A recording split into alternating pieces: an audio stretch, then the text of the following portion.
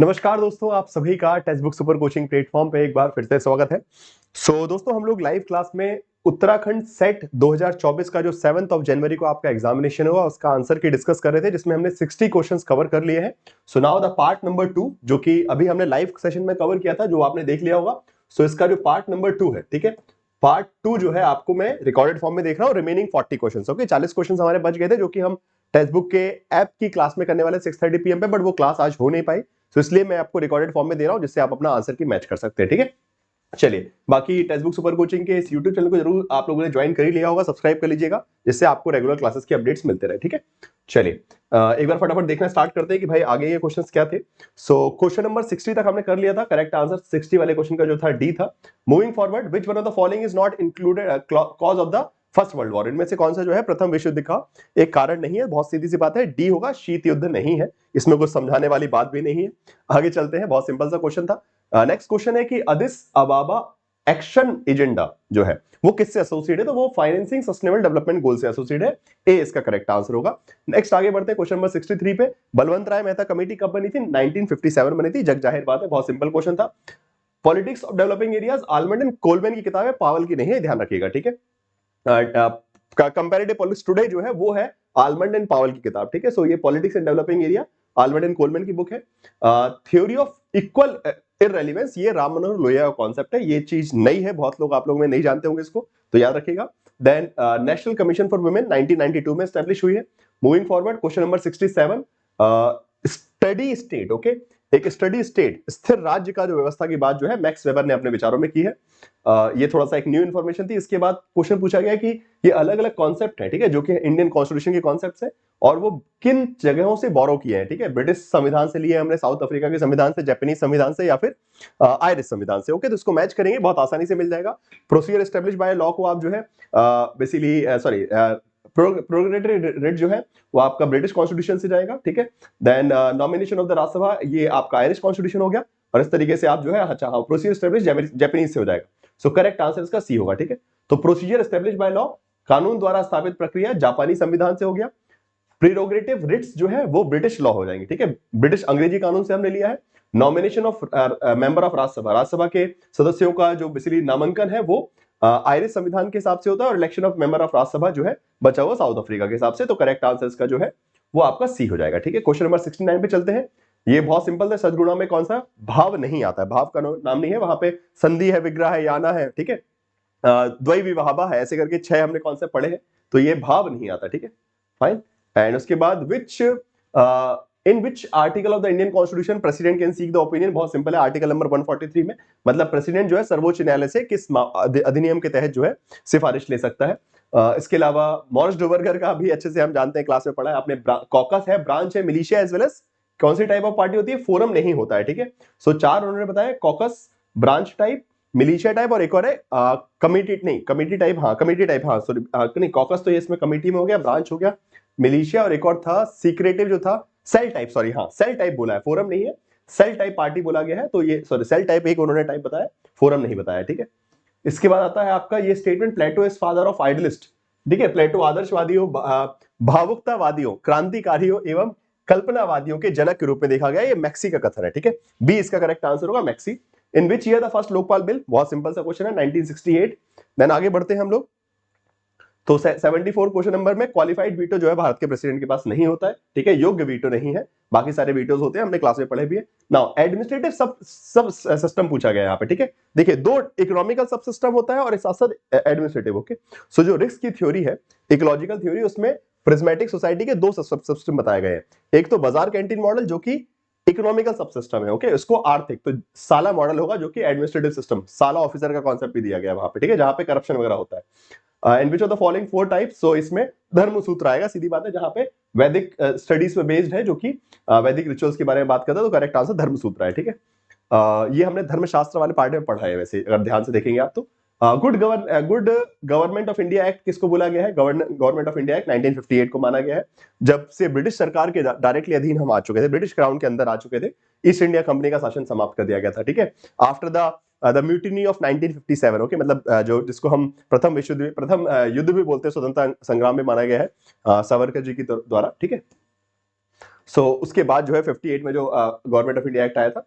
अच्छा, यहाँ पे बोला गया है कि अलग अलग रिट्स हैं ये, ठीक है, जो संविधान में आपकी कॉन्स्टिट्यूशनल रेमेडीज दी गई है उसको मैच करना है। तो बहुत सिंपल था, हैबियस कार्पस होगा भाई एनफोर्स कि किसी को गलत तरीके से अनलॉफुली किया गया, so present before me, okay, habeas corpus में बोलते हैं कि मेरे सामने लेके आइए, तो लिबर्टी को इंश्योर करते हैं। उसके बाद सेरिटोरियम में हो गया भाई transfer of the case from the lower to higher court, okay. Then mandamus आपका हो जाएगा public office failing to perform their duty, किसी को अगर कोई काम नहीं कर रहा तो उसको बोलना कि भाई मैंडेटरी करिए, ठीक है। और प्रोहिबिशन में होगा to direct inactivity. So answer हो गया आपका ए हो गया। देन आगे बढ़ते हैं, ये बहुत सिंपल है, फ्यूचर ऑफ पब्लिक एडमिशन, दुनिया भर में लोक प्रशासन एवं भविष्य, ये मिनब्रुक कॉन्फ्रेंस किससे संबंधित है, तीसरे मिनब्रुक कॉन्फ्रेंस, थर्ड वाला, ठीक है। अच्छा, उसके बाद द कॉन्सेप्ट ऑफ इंटीग्रेशन, अच्छा ये रिपीट हुआ है क्वेश्चन, इंटीग्रल ह्यूमनिज्म पे क्वेश्चन ऑलरेडी आ चुका है, 2 बार एक ही क्वेश्चन दे दिया, ठीक है, तो डबल मार्क्स आप लोगों को मिल रहे हैं एक ही सवाल पे। इंटीग्रल ह्यूमनिज्म से क्वेश्चन ऊपर था, हमने देखा भी था, ठीक है, न्यू ह्यूमनिज्म पे था, इंटीग्रल ह्यूमनिज्म पे भी क्वेश्चन था, और दीनदयाल उपाध्याय फिर से करेक्ट आंसर होगा यहाँ पे। हाँ, किस केस में बेसिक स्ट्रक्चर की बात की है, केशवानंद भारती केस हो जाएगा यहाँ पे। यहाँ पे ये जो है fabric cutting, fabric colouring, patterning, ये सब जो है फंक्शनल डिपार्टमेंट है कि कौन क्या काम कर रहा है, उसके हिसाब से आप डिपार्टमेंट डिवाइड कर रहे हैं। Rational is real, real is rational, ये तो बहुत ही सिंपल क्वेश्चन हो गया, ठीक है, करेक्ट आंसर इसका हीगल है। नेक्स्ट आता है आपका इनपुट फंक्शन, इसमें से कौन सा इनपुट फंक्शन का पार्ट है, तो हमने अच्छे से पढ़े, इंटरेस्ट एग्रीगेशन होता है, articulation, political socialization as well as political communication. तो जो चौथा होता है पॉलिटिकल कम्युनिकेशन, यहाँ पे pressure group. So pressure group structure है, फंक्शन नहीं है, ठीक है। सो आलमंड ने जो कोलमैन ने बताया है उसमें स्ट्रक्चर एंड फंक्शन अलग अलग है, तो ये इनपुट स्ट्रक्चर जरूर है, ठीक है। प्रेशर ग्रुप कौन सा इनपुट स्ट्रक्चर करता है, इंटरेस्ट आर्टिकुलेशन, तो हित का जो स्वरूपीकरण है वो राजनीतिक दबाव समूह, हित समूह करते हैं, परंतु ये अपने आप में इनपुट फंक्शन नहीं है, ये इनपुट स्ट्रक्चर है। यहां पूछा गया इनपुट फंक्शन, ठीक है, तो पॉलिटिकल कम्युनिकेशन होना चाहिए था राजनीतिक, तो इसलिए ये वाला गलत होगा। हाँ जी, ये बहुत अच्छा क्वेश्चन पूछा है कि बर्क के विरोध में, बर्क की किताब जो है reflection on French revolution, okay, Burke ने किताब लिखी रिफ्लेक्शन ऑन फ्रेंच रिवॉल्यूशन, उसके विरोध में मैरी वोllstonecraft ने कौन सी किताब लिखी, तो वो राइट्स ऑफ मैन आएगा, वुमेन नहीं आएगा। बहुत लोगों ने मुझे पता है कि बी आंसर लगा दिया होगा, बट बी आंसर गलत है। बी में महिलाओं के परिप्रेक्ष्य की बात की, और यहाँ पे जनरल आइडिया, जहां पे उन्होंने लिबर्टी एंड जो बोल सकते हैं फ्रेंच रिवॉल्यूशन के पर्सपेक्टिव को या फिर लिबरलिज्म के आइडियाज को, उदारवादी और तर्कवादी राज्य व्यवस्था की बात की है, ठीक है, तो A is the correct answer. Then National Disarmament Commission, sorry United Nation Disarmament Commission का एस्टैब्लिशमेंट 52 हो जाएगा।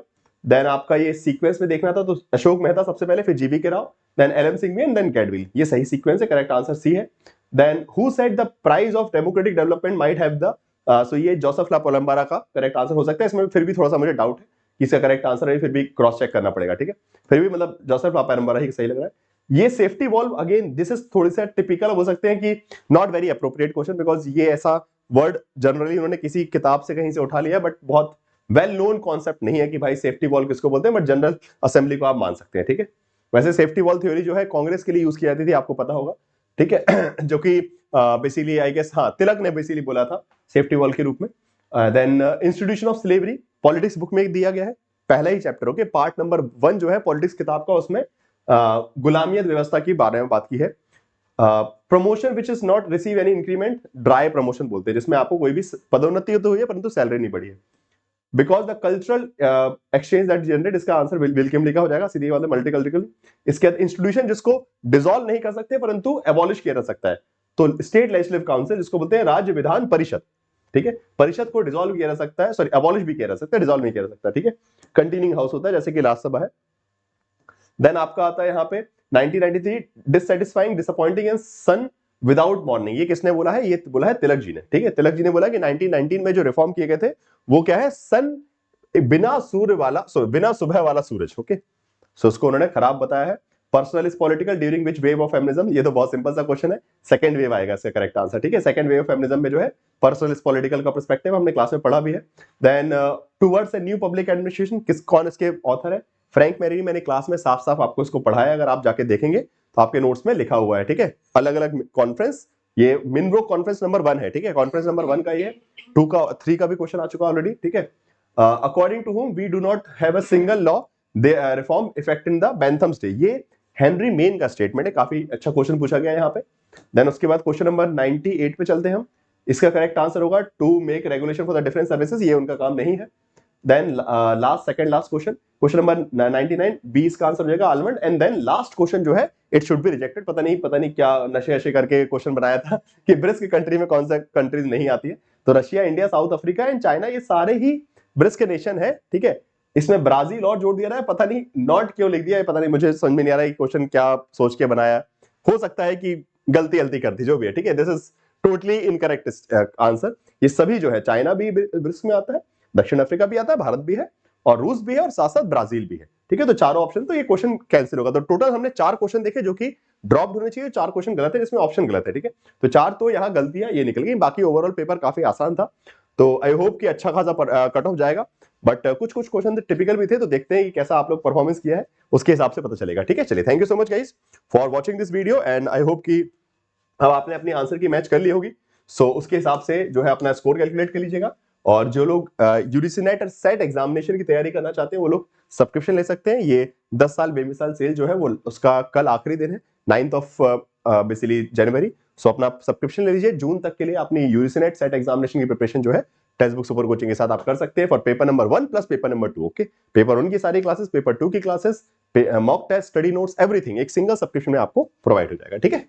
चलिए दोस्तों, thank you so much for watching the session, and please do share the session with your friends also. अपने दोस्तों को भी share कर दीजिए, बिकॉज सभी को अपने आंसर की मैच करनी है। तो बिकॉज कुछ लोगों ने 60 क्वेश्चन तक कर लिया है, बाकी के 40 क्वेश्चन आप भी ट्राई कीजिए कि अपने दोस्तों तक ये क्वेश्चंस की आंसर की भेज दीजिए, ठीक है। Thank you so much guys.